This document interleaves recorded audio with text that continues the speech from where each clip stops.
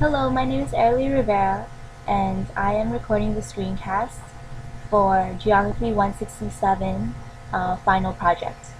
So I decided to conduct my final project on the fires in California. Fires in California are important because they are part of the natural cycle within California's environment. Now we can go on to my maps. Here's the first map that I made about the fires in California. If we press play,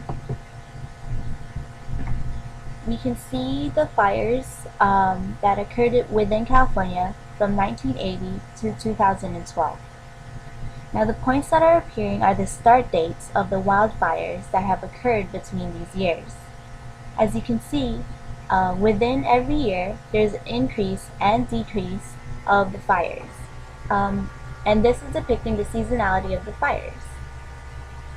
These wildfire point data are from the United States Forest Service. In order to create these maps, or this particular map, I use the torque tool within CartoDB. This torque tool allowed me to create this time sequence map. What it does, it takes the date field within one attribute table and displays it in this manner. As part of the cartographic decisions that I made for this particular map, I decided to use a dark background with the points as red, and red meaning fire.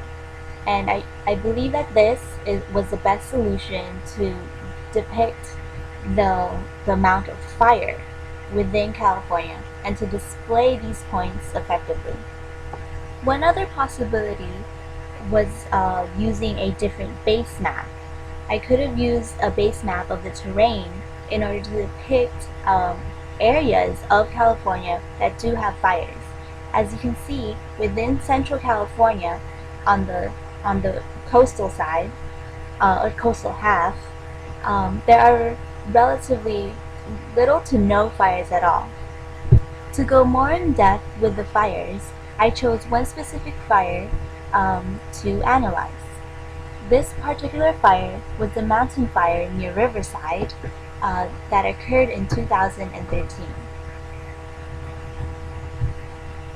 Now the mountain fire was a huge fire that reached up to 42 square miles by July 21st.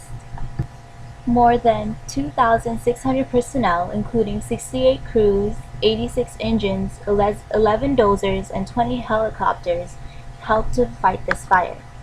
Now, the firefighters suspected that the mountain fire in Riverside was indeed caused by humans and was not a natural fire. However, I did choose this particular fire to depict the growth rate of the fire. This particular fire destroyed 23 structures, including 7 homes. The nearby city of Idlewild had to go under evacuation orders.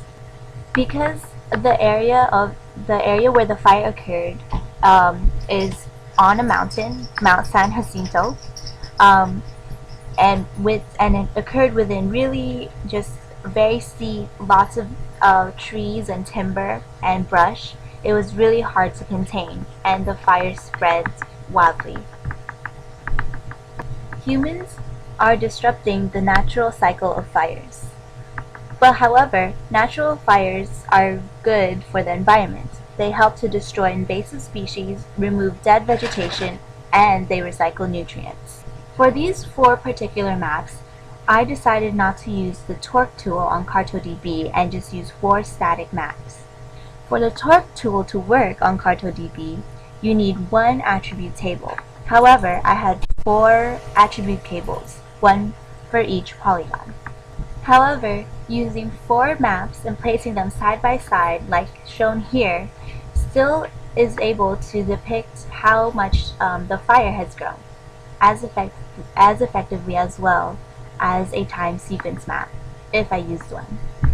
And so, these were the maps that I created using CartoDB and various attribute tables from Shapefiles.